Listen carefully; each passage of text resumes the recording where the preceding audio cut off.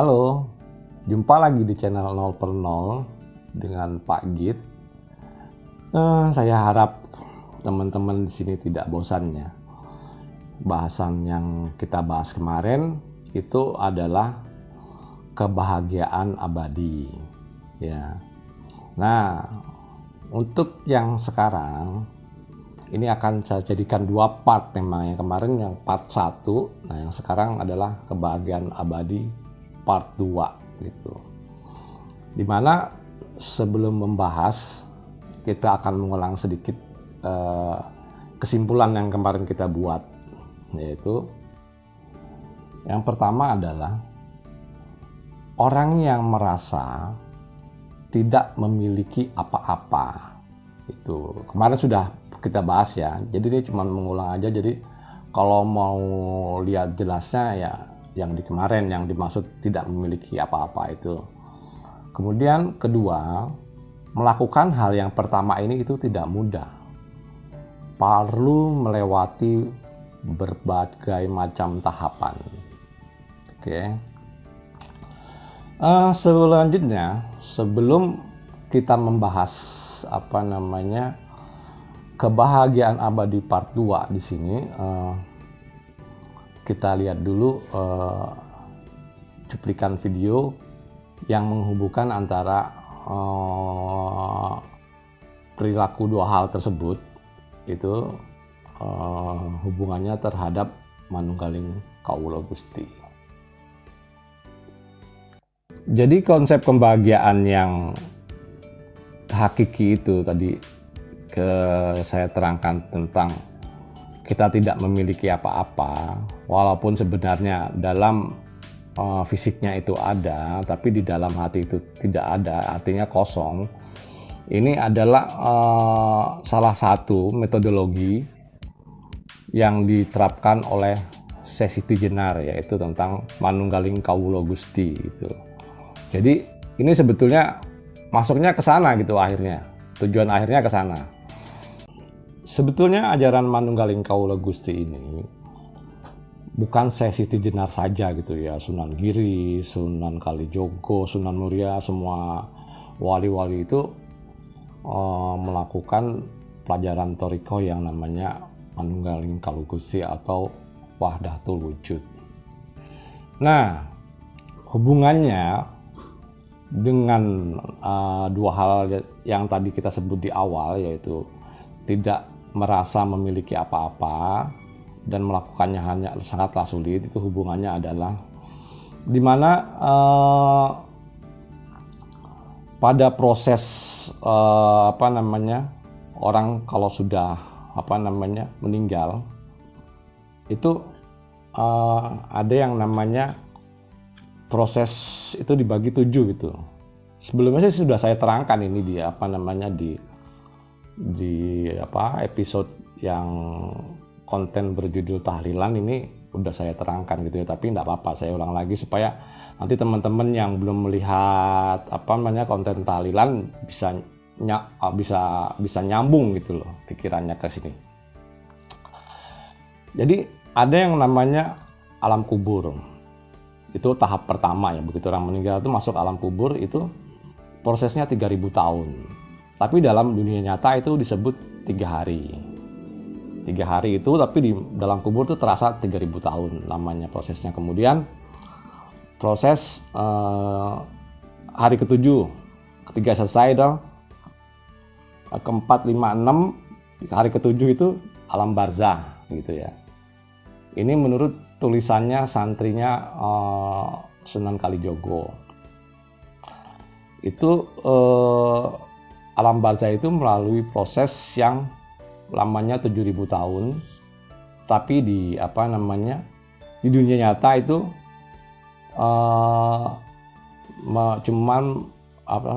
cuman sampai 7 hari gitu ya.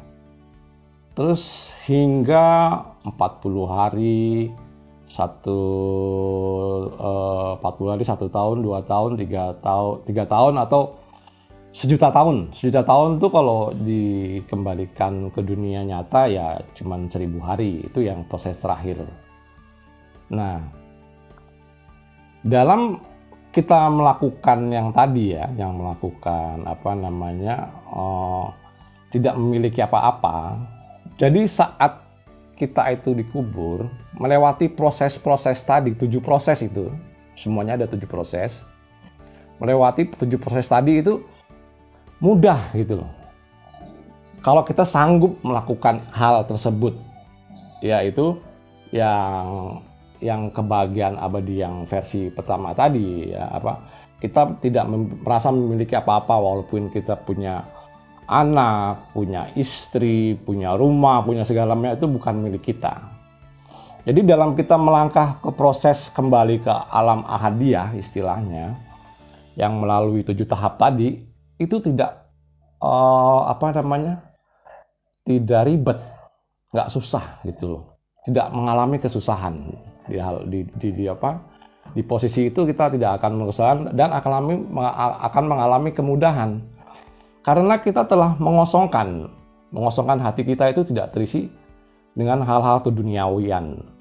Jadi tidak mengingat pada saat kita meninggal itu, kita tidak mengingat yang namanya lagi istri muda lah gitu, kemudian tidak mengingat lagi harta benda lagi, tidak mengingat lagi anak dan segala macam. Jadi semua sudah kosong.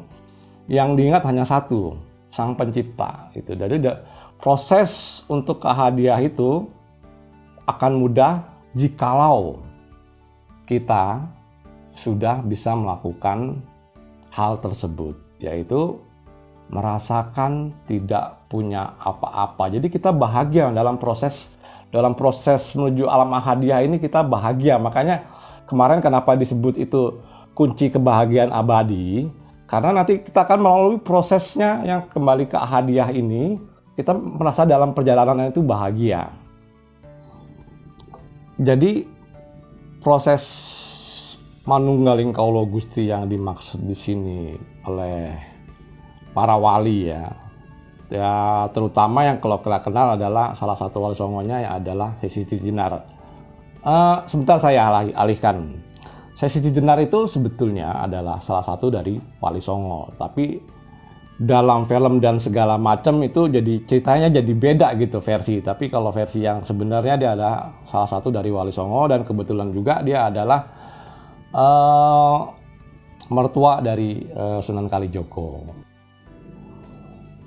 Untuk melakukan yang dimaksud Syekh Siti Jenar itu atau biasa disebut dengan awalnya dulu adalah Syekh Datuk Abdul Jalil ya.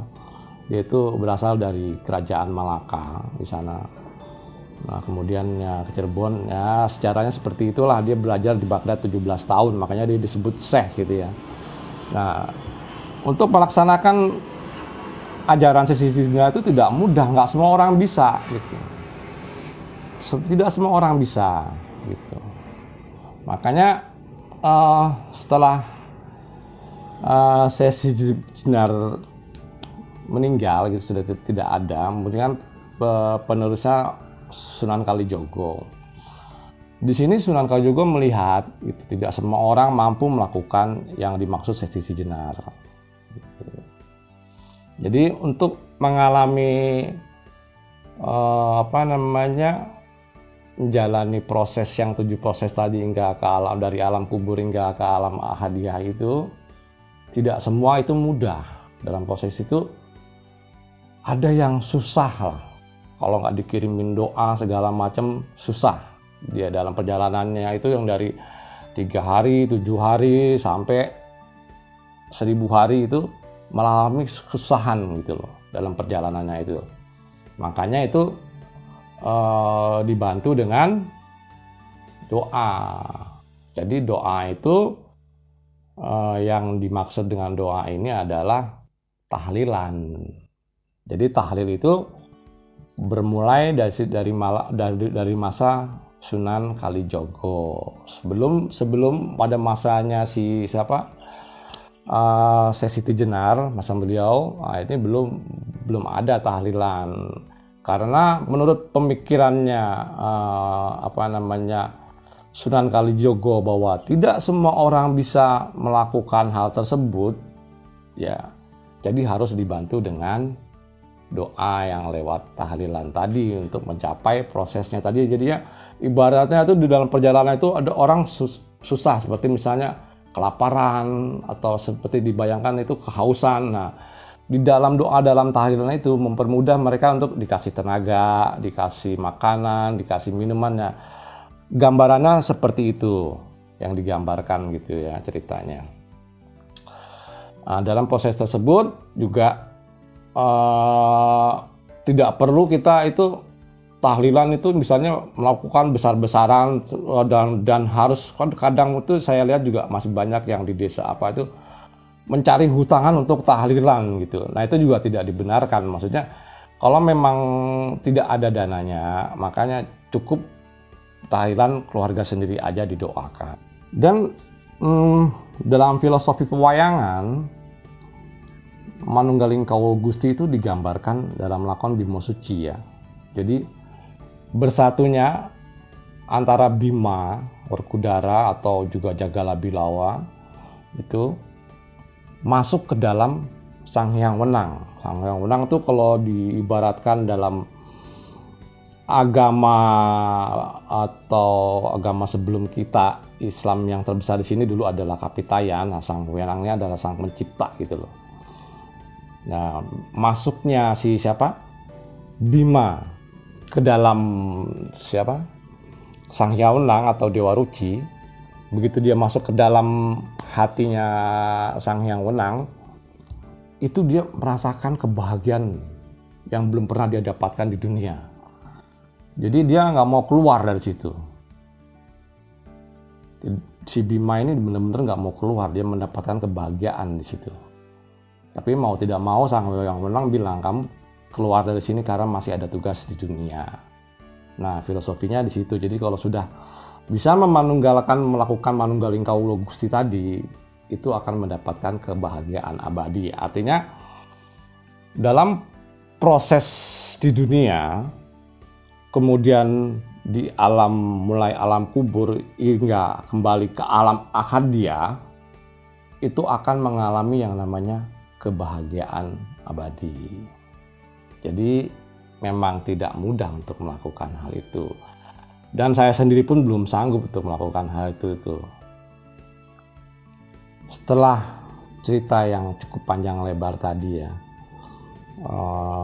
dari part 1 hingga filosofi kewayangan dan cerita Sesi Cijenar dan Sunan Kalijogo, itu menyimpulkan, setelah kita bisa melakukan yang namanya tidak merasakan memiliki apa-apa dalam hidup, walaupun dalam kenyataannya punya rumah, punya istri, punya anak dan segala macam, tapi kita mengosongkan diri dan siap diambil kapanpun, di situ kita akan merasakan nantinya adalah kebahagiaan abadi. Itu maksud saya. Jadi kebahagiaan abadi ini yang dilakukan di dunia itu, atau istilahnya laku nih, bahasa Jawa ini laku, dilakoke ning dunia gitu, terus dilakuin di dunia itu, dijalankan sesuai dengan filosofi ajaran para wali tadi, itu akan menuju kebahagiaan abadi hingga di alam kembali kita tanpa melalui proses yang sulit gitu loh. Jadi dari alam kubur nanti dari maksud saya dari awal kehidupan kita, kemudian kita meninggal dan proses hingga dari alam kubur hingga alam ahadiyah nanti tidak melalui kesulitan. Tapi memang ini sangat sulit untuk dilakukan dalam prakteknya sehari-hari. Oke, untuk sementara cukup sekian, dan saya tetap menerima saran dan kritik dari teman-teman tentang konten saya, karena itu akan membantu sekali kepada saya. Oke, terima kasih.